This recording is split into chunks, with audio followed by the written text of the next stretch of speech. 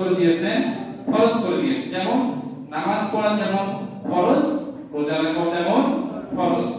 আল্লাহ তাআলা বলেন যে হে মানুষ, আমি তোমাদের জন্য রমজানের রোজাকে ফরজ করে দিয়েছি যাতে করে তোমাদের গুনাহগুলো পুড়ে ছাই হয়ে যায়।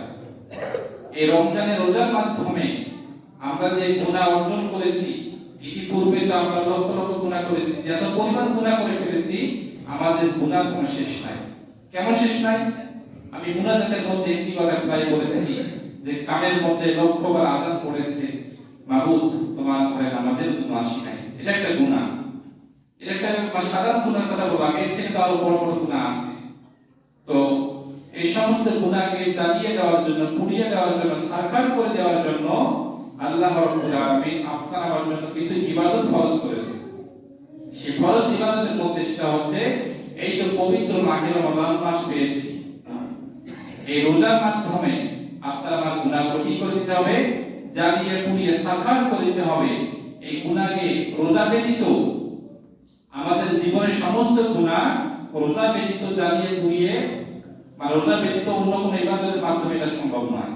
তাহলে এই রোজা পাওয়ার পরেও আজকে আমরা যারা রমজানের রোজাগুলো আদায় করতেছি না, এদের সে হতভাগা এই পৃথিবীর জমিনে আর কেউ নাই। রোজা পাওয়ার পরেও আজকে অনেক রোজা রাখে না, অথচ যে রোজা আল্লাহ রাব্বুল আলামিন আপনার আমার জন্য ফরজ করে দিয়েছেন। তবে এই পবিত্র মাহে রমাদান মাসের মধ্যে শ্রেষ্ঠ 27টি আমল রয়েছে।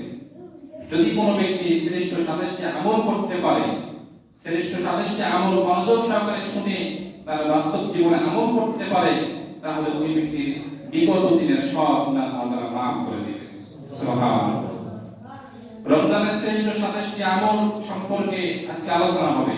আলোচনা করতে করতে যতদূর করতে করা যায়।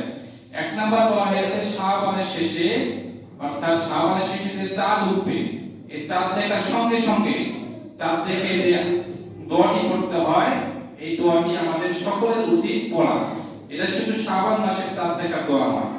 12টি মাস, অর্থাৎ যেই মাসে যখন যেই চাঁদ উঠবে সেই মাসে সেই চাঁদ দেখে, অর্থাৎ নতুন চাঁদ, কোন নতুন চাঁদ উঠলেই চাঁদ দেখা মাত্র উপরের দিকে তাকিয়ে শাহাদাত আঙ্গুল দ্বারা এই চাঁদকে ইশারা করে এইভাবে এই দোয়াটি করতে হয়।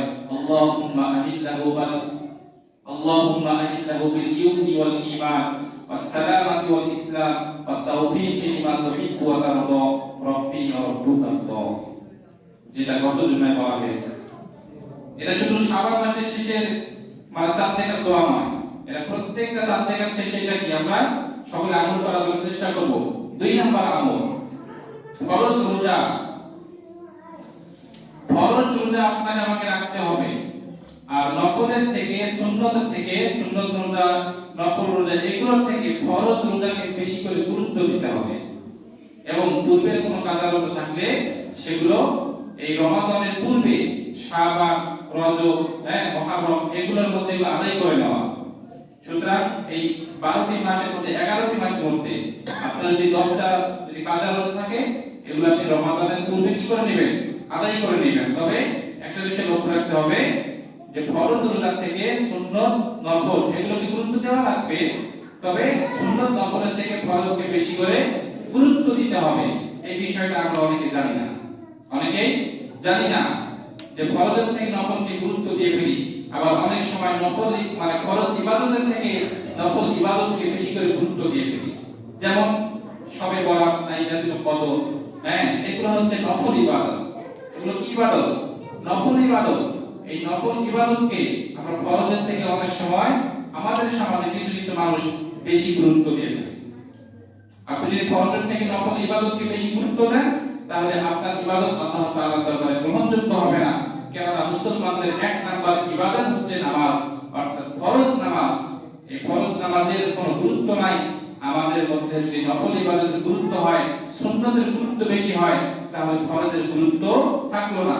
তাহলে ফরজের থেকে আমি সুন্নত নফলকে বেশি সম্মানিত করলাম। ফরজের থেকে সুন্নত নফল বেশি সম্মানী পাওয়ার যোগ্য নয়। 1 নাম্বার সম্মানী পাওয়ার যোগ্য হচ্ছে ফরজ ইবাদত। তাহলে যেটা ফরজ রোজা আপনার আমার জন্য আল্লাহ তাআলা ফরজ করেছেন, এই ফরজ রোজা আমরা সকলেই আদায় করার চেষ্টা করব। অনেকেই বাড়িতে ছেলে মেয়েদের নিষেধ করে যে মা তুমি রোজা থাকো কেন, এই বয়সে রোজা রাখা কি দরকার? কথা বলেন ঠিক কিনা? এই বয়স থেকে রোজা রাখতে হবে। আপনার মেয়েকে আপনি এই 7 বছর বয়স থেকে শিক্ষা দিন। এই রমাদান মাস যে পেয়েছেন আপনি যে সৌভাগ্যবান, সাহাবায়ে কেরাম যে সৌভাগ্যবান মনে করেছেন। আপনি রমাদান মাস পেয়েছেন, আপনি একটা প্রশিক্ষণের মাস পেয়েছেন।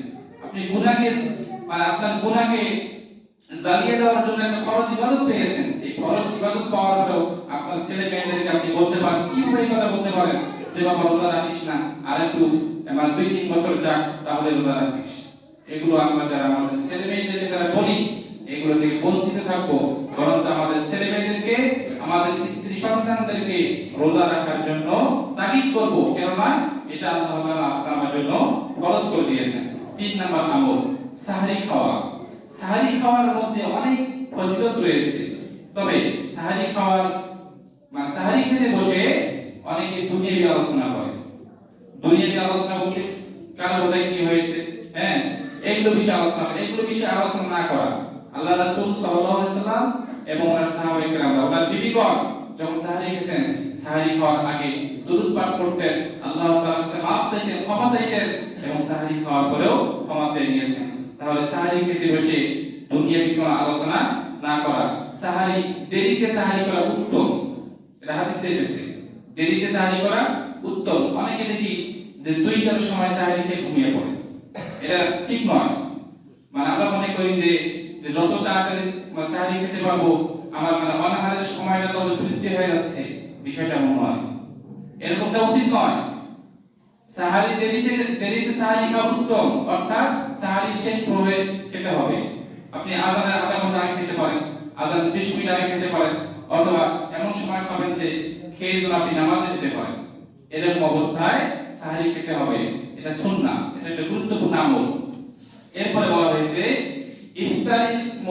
ইফতারি করা এবং ইফতারির আগে পরে দোয়া পড়া। ইফতারি করে এবং ইফতারির আগে পরে দোয়া পড়া। কিন্তু আমরা অনেকে ইফতারির দোয়া কাকে বলে, ইফতারির মধ্যে বসে কি পড়তে হবে, এগুলো আমরা অনেকে জানি না। ইফতারি সামনে নিয়ে বসেছেন, আল্লাহ রাসূল সাল্লাল্লাহু আলাইহি ওয়াসাল্লাম বলেন এটা এমন একটা গুরুত্বপূর্ণ সময়, এই সময়ের মধ্যে রোজাদার দোয়া কবুল করা হয়। বলে সুবহানাল্লাহ। তাহলে আপনি ইফতারি সামনে নিয়ে দুনিয়াবি গল্প করতেছেন, দুনিয়াবি আলোচনা করতেছেন, অথচ যে সময়ের মধ্যে আপনি উপস্থিত হয়েছেন ওই সময়টা যে সকলের ভাগ্যে জোটে না, ওই গুরুত্বপূর্ণ সময়টা সকলের নসিবে জুটবে না।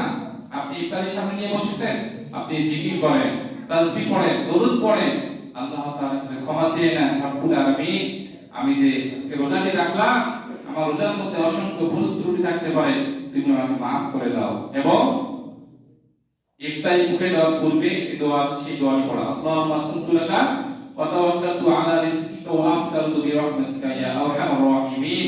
এটা পড়ে ইফতারি মুখে দেওয়া। অথবা এটা যদি আমরা কেউ বলতে না পারি তাহলে বিসমিল্লাহির রহমানির রহিম, কেননা খানা খাবার শুরুতে এই দোয়াটি পড়তে হয়। অথবা বিসমিল্লাহি ওয়া আলা বারাকাতিল্লাহ। তাহলে ইফতার যে আমাদের সামনে আছে ওইটা আপনি খানার মধ্যে পড়ে, অর্থাৎ খাবারের মধ্যে পড়ে আপনি ওই খাবারটি মুখে দেওয়ার আগে আপনি এই দোয়াটি পড়ে নেবেন। এবং আল্লাহ রাসূল সাল্লাল্লাহু আলাইহি ওয়াসাল্লাম বলেন 3 ব্যক্তির দোয়া কবুল হয়। কয় ব্যক্তির দোয়া? 3 ব্যক্তির দোয়া। তার মধ্যে 1 নম্বরে বলা হয়েছে রোজাদারের দোয়া। ওই রোজাদার ব্যক্তি ইফতারিকে সামনে লইয়া যে কোনো দোয়া করবে, আল্লাহ তাআলাকে খুশি করার জন্য, নিজের জন্য, পরিবারের জন্য দোয়া করবে, আল্লাহ তাআলা রাসূল সাল্লাল্লাহু আলাইহি ওয়াসাল্লাম বলেন ওই ব্যক্তির দোয়া নিঃসন্দেহে কবুল হয়ে যায়। সুবহানাল্লাহ। 2 নম্বরে মুসাফিরের দোয়া। মুসাফিরের দোয়া আল্লাহ তাআলা কবুল করেন। মুসাফির, আমরা যারা মুসাফির, যারা 47 কিলোমিটার যারা দূরে যাবে কিংবা এর থেকে যারা বেশি দূরে যাবে, এরা হলো মুসাফির। এই মুসাফিরদের দোয়া আল্লাহ তাআলা বিনা হিসেবে, অর্থাৎ নিঃসন্দেহে কি করে থাকেন? কবুল করে থাকেন। এরপরে 3 নম্বরে বলা হয়েছে পিতামাতার দোয়া। সন্তানের জন্য পিতামাতার দোয়া এবং পিতামাতার জন্য সন্তানের দোয়া আল্লাহ তাআলা কবুল করে থাকেন। তাহলে আমরা বুঝলাম ইফতারির সামনে লইয়া দুনিয়াবি কোনো আলোচনা করব না। এরপরে বলা হয়েছে রমাদান মাসে তারাবির নামাজে কোরআন শোনানো, অর্থাৎ শুধু তারাবির নামাজে নয়, অন্য নামাজের পরে আপনি মসজিদে এসেছেন, আপনি অপর ভাইকে কোরআন শোনাবেন। আল্লাহ রাসূল সাল্লাল্লাহু আলাইহি ওয়াসাল্লাম এই রমাদান মাসে হযরত জিবরাইল আলাইহিস সালাতু ওয়াস সালামকে এক খতম কোরআন শোনাইতেন এবং জিবরাইল আলাইহিস সালাতু ওয়াস সালাম আল্লাহ রাসূলকে এক খতম কোরআন শোনাইতেন। সুবহানাল্লাহ। তাহলে আমরা একে অপরকে কোরআন শোনাবো, এটার মধ্যে অনেক ফায়দা রয়েছে। যদি আমরা একে অপরকে কোরআন শোনাইতে না পারি, তাহলে এই যে তারাবি নামাজের কথা বললাম, এই তারাবি খতমে তারাবির মধ্যে যে তিলাওয়াত করে হাফেজ সাহেব তিলাওয়াত করে, আমরা যদি ওই তিলাওয়াতকে মনোযোগ দিয়ে শ্রবণ করে থাকি, মনোযোগ দিয়ে শুনে থাকি, তাহলে এই হাফেজ সাহেব নামাজের মধ্যে তিলাওয়াত করে যে সওয়াব পাবে, আপনি কোরআন পড়তে না পারলেও সেই সওয়াব পাবেন। সুবহানাল্লাহ। তাহলে আমরা যারা কোরআন পড়তে পারি না, এখানে কোরআন পড়তে না পারা ব্যক্তি অবশ্যই আছে। কোরআন পড়তে পারে না এরকম ব্যক্তি আছে না? অবশ্যই আছে। তাদের জন্য কি হবে? তারা কি নেকি পাবে না? তাদের জন্য বিকল্প কোনো উপায় নাই?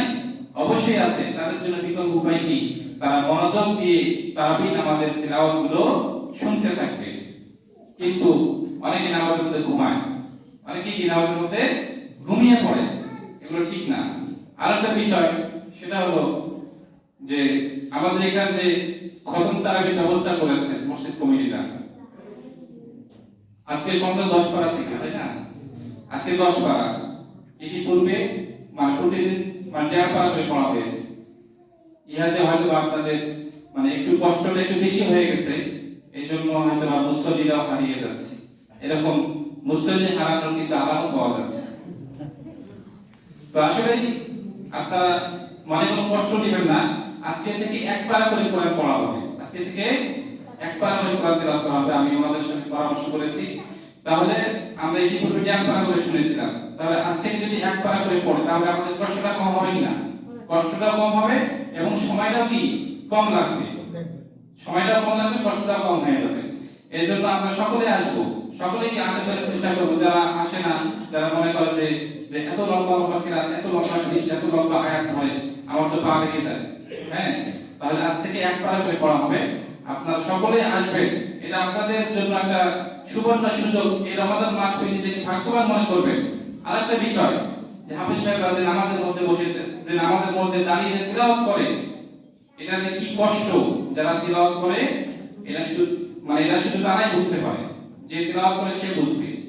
এই জন্য তাদেরকে আমাদের উচিত সম্মান দেওয়া, তাদেরকে আমাদের উচিত কি সম্মান দেওয়া। যদিও বা ওনারা আমাদের থেকে মানে বয়সে কম হতে পারে, কিন্তু বয়সে কম হলেও উনি যখন সামনে গিয়ে যখন নামাজের জন্য ইমামতি করবে, তখন তিনি আমাদের কি নেতা, ইমাম, তিনি আমাদের ইমাম, তাকে সম্মান দিতে হবে।